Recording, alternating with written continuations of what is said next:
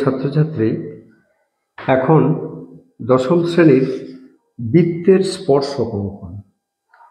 অধ্যায়টা হলো 17 অধ্যায়, বৃত্তের স্পর্শক অঙ্কন। এই বৃত্তের উপরে যে কোনো বিন্দু, দেখো এগুলো সাধারণত একটি আসে পরীক্ষায়। বৃত্তের স্পর্শক অঙ্কন ক্লাস 10, কোষে দেখি 17। এর আগে আমি অন্তর্বৃত্ত পরিবৃত্ত অঙ্কন করে দেখিয়েছি। যারা এখন দেখোনি তারা আমার চ্যানেলে ডেসক্রিপশন বক্সে দেওয়া থাকবে, তোমরা চ্যানেলে এসে প্লেলিস্ট খুলে ক্লাস 10 ম্যাথ এটা দেখলেই পরের পর দেখতে পাবে সম্পাদ্যগুলো। আমরা চলে আসি এখানে। একে বলা হয়েছে 3.2 সেমি, কোষে দেখি 17। 3.2 সেমি দৈর্ঘ্যের ব্যাসার্ধ বিশিষ্ট একটি বৃত্ত অঙ্কন করি।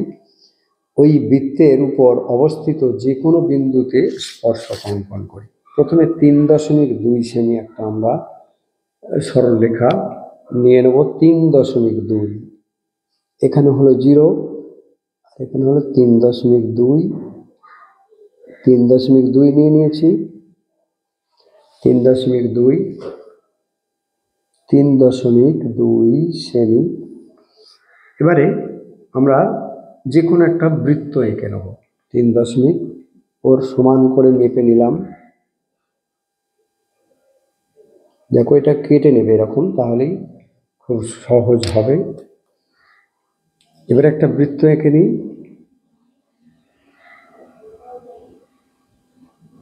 বৃত্ত আঁকা হয়ে গেল। যে কোনো বিন্দুতে, ধরে নিই এইখানের একটা কোনো বিন্দুতে আমরা স্পর্শক অঙ্কন করব। তাহলে যে বিন্দুতে ও কেন্দ্রীয় বৃত্তের এই পি বিন্দুতে আমরা স্পর্শক অঙ্কন করব, তাহলে ও পি প্রথমে যুক্ত করে নেব। ও এবং পি যুক্ত করে নেব। ও বিন্দুটা হলো এই যে আছে ও বিন্দু, ও পি যুক্ত করে নেব। এবারে ওই পি বিন্দুতে একটি 90 ডিগ্রি কোণ এঁকে নেব। পি বিন্দুতে ভালো করে খেয়াল করো, পি বিন্দুতে 90 ডিগ্রি কোণ আঁকবো। তাহলে পি বিন্দু থেকে একটা বৃত্তচাপ নিলাম, নিয়ে একটা এই বৃত্তচাপ দুটো কেটে নিলাম এবং এখানে একটা নিলাম, এইখান থেকে আবার একটা। ব্যাস, তাহলেই আমরা এইখান থেকে এই পি বিন্দুর উপর দিয়ে যদি কোনো রেখা টানি, তাহলেই সেটা স্পর্শক হয়ে গেল। ধরে নিই এটা এমএন স্পর্শক।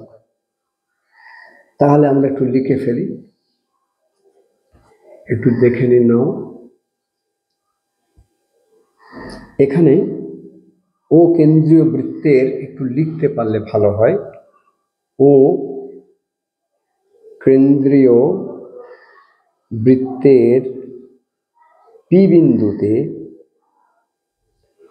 বিন্দুতে এমএন স্পর্শক। ব্যাস এইটুকু লিখতে হবে। পি বিন্দুতে এমএন স্পর্শক অঙ্কন করা হবে। আমরা চলে আসি পরের অঙ্কনে।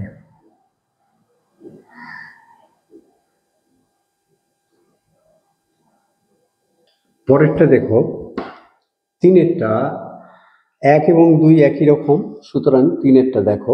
2.5 সেমি দৈর্ঘ্যের ব্যাসার্ধ বিশিষ্ট একটি বৃত্ত অঙ্কন করি। ওই বৃত্তের বাইরে এমন একটি বিন্দু নেই কেন্দ্র থেকে যার দূরত্ব 6.5 সেন্টিমিটার। ওই বহিস্থ বিন্দু থেকে বৃত্তের একটি স্পর্শক অঙ্কন করি এবং স্কেলের সাহায্যে স্পর্শক এর দৈর্ঘ্য নির্ণয় করি।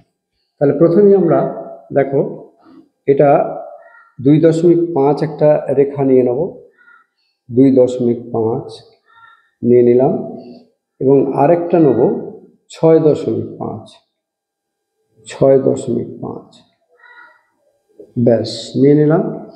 এবার দেখো আমরা স্কেলের সাহায্যে যে কোনো একটা রেখা টেনে নিই। স্কেলের সাহায্যে যে কোনো একটা রেখা টেনে নিলাম। এইবারে প্রথমেই এই মাপগুলো লিখে নিই। 2.5 সেন্টিমিটার, এটা 6.5 সেন্টিমিটার। প্রথমে আমরা এই 2.5 সেন্টিমিটার মাপ করে কেটে নেব। তো মাপগুলো ভালো করে নিখুঁত করে দেওয়ার চেষ্টা করবে। এটা একটা বৃত্তে আঁকা হয়ে গেল।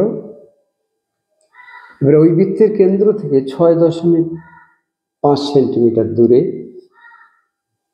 6.5 সেন্টিমিটার দূরে একটা বিন্দু নিয়ে নেব।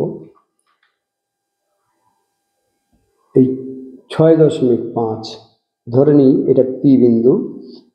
ও কেন্দ্রীয় বৃত্তের পি বিন্দুতে পি বিন্দু থেকে এর উপর একটা স্পর্শক অঙ্কন করব আমরা। তাহলে প্রথমে কি করব, এই ওপি কে সমান দুভাগে ভাগ করে নেব। ওপি কে সমান দুভাগে ভাগ করে নেব। সমান দুভাগে রেখাকে ভাগ করার নিয়ম হচ্ছে অর্ধেকের বেশি ব্যাসার্ধ নেব, নিয়ে উপরে একটা এবং নিচে একটা বৃত্তচাপ অঙ্কন করব। একইভাবে ও বিন্দু থেকেও করব। এবারে এই মধ্যবিন্দুটা বের করে নেব, ওপি এর মধ্যবিন্দুটা একটু খুব সুন্দর করে যেন হয়েছে। মধ্যবিন্দুটা অঙ্কন করা হয়েছে। এবারে এই মধ্যবিন্দুতে বসিয়ে যে কোনো একটি ব্যাসার্ধ নেব, ওপি অথবা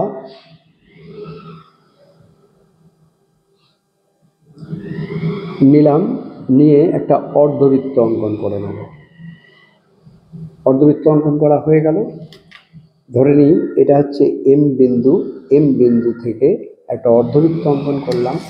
ওই বৃত্তটিকে আর বিন্দুতে ছেদ করেছে, পি আর যুক্ত করে নেব। পি আর যুক্ত করার পর এই যে স্পর্শকটা হলো, আমরা কি বলেছিলাম না, ওই বহিস্থ বিন্দু থেকে একটি স্পর্শক, বহিস্থ বিন্দু পি বিন্দু থেকে একটা স্পর্শক অঙ্কন করে নিয়েছি। এই স্পর্শকটা স্কেলের সাহায্যে আমরা একটু দেখে নেব এর দৈর্ঘ্য কত। এখানটা একটু ডট ডট দিয়ে আমরা আঁকতে পারি, কারণ এটা একটা ত্রিভুজ হয়ে যাবে। এটা আমরা একটু দেখে নিই এর মাপটা কত হবে। দেখো এর মাপ হচ্ছে 6 সেন্টিমিটার। স্পর্শক P R is equal two 6 centimetre. আমরা খুব সহজভাবে এটা পেয়ে গেলাম স্পর্শকের দৈর্ঘ্য। এখানেও আমরা এ ড্যাশ নাম দিয়ে দিতে পারি। মোটামুটি যেগুলো লিখেছি সবকটাই নাম দিয়ে দিলাম। আমরা পরের একটা অঙ্কনে চলে আসি। 17/4 আমরা একটু দেখি, এটা একটু আলাদা। 2.8 সেমি দৈর্ঘ্যের ব্যাসার্ধ বিশিষ্ট একটি বৃত্ত অঙ্কন করি। ওই বৃত্তের কেন্দ্র থেকে 7.5 সেমি দূরে একটি বিন্দু নেই। ওই বহিস্থ বিন্দু থেকে বৃত্তের দুটি স্পর্শক অঙ্কন করি। কিভাবে দুটো করব আমরা একটু দেখে নিই। প্রথমে মাপ দুটো নিয়ে নিই। 2.8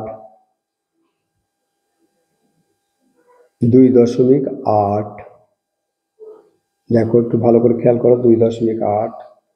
আরেকটা নেব 7.5।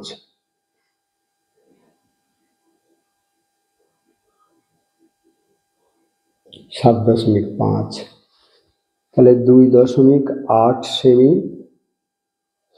আর 7.5 সেমি। প্রথমে বৃত্তটা এঁকে ফেলি, আমরা মাপ দিয়ে বৃত্তটা এঁকে ফেলি।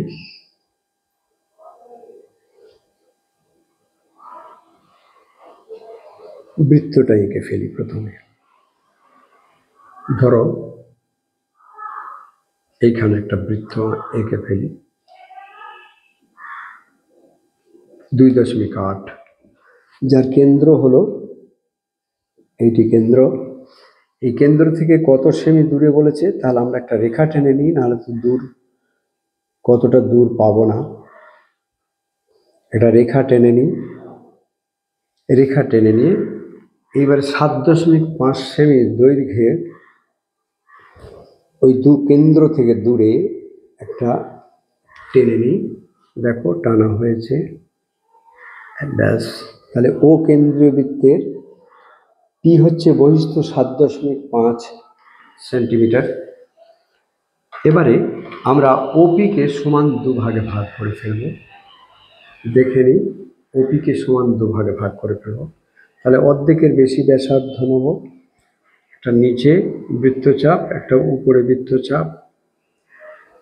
এটার ক্ষেত্রে তাই, নিচে একটা বৃত্তচাপ, উপরে একটা বৃত্তচাপ। মাপটা একটু বড় করে নেবে, তাহলে সুবিধা হয়ে যাবে।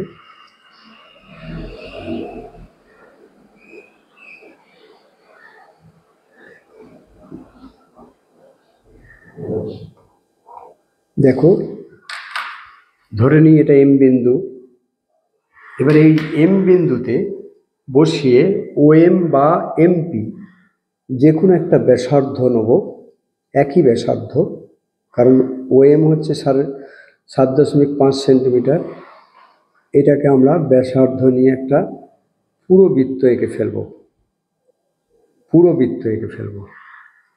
এই বৃত্তটি, এই যে এম যার কেন্দ্র, এই বৃত্তটি আগের ও বৃত্তটিকে যথাক্রমে আর ও এস বিন্দুতে ছেদ করেছে।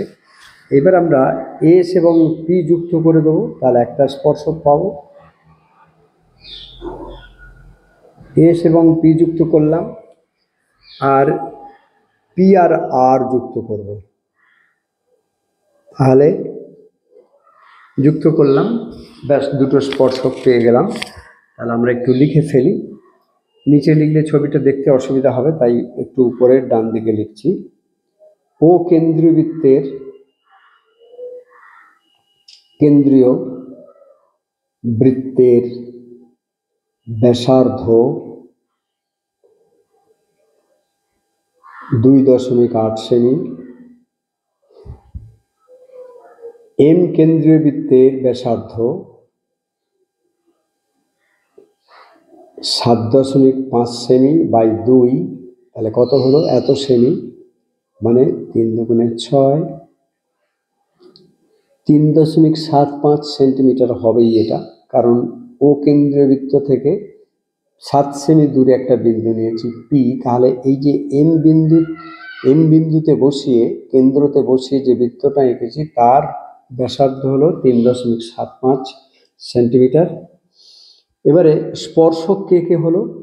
অতএব ও কেন্দ্রীয় বৃত্তের স্পর্শক, ও কেন্দ্রীয় বৃত্তে স্পর্শক হলো পি আর এবং পি এস। ব্যাস হয়ে গেল। নামগুলো একটু আরেকটু যদি দিয়ে দাও। এর নাম ধরো বি, বি ড্যাশ, আর কিছু নাম দেওয়ার দরকার নেই। আমরা সবকটা যে কটা এঁকেছি সবকটাই নাম দেওয়া হয়ে গেছে। এইগুলো একটু ভালো করে তোমরা একটু খেয়াল করো, এটা খুবই সহজ। এটা পেলে সবার আগে এইগুলো আঁকতে চেষ্টা করবে। তোমাদের এই তিনটে আমি দিলাম, এই তিনটেতে মোটামুটি সব রকমই দেওয়া হয়েছে, এই ধরনেরই আসবে, হয়তো মাপগুলো একটু ছোট বা বড় হবে। যাই হোক, এটা বুঝতে পারলে একটু সঙ্গে সঙ্গে এঁকে নিও, বুঝতে পারলে লাইক দিও, বন্ধু বান্ধবদের মধ্যে শেয়ার করো। যারা এখনো সাবস্ক্রাইব করনি তারা করে নিও, আর যারা করেছো তাদেরকে অজস্র ধন্যবাদ। আজ এই পর্যন্তই, সকলকে ধন্যবাদ জানিয়ে সকলে ভালো থেকো, ভালো করে পরীক্ষা দিও, এখানেই শেষ করছি।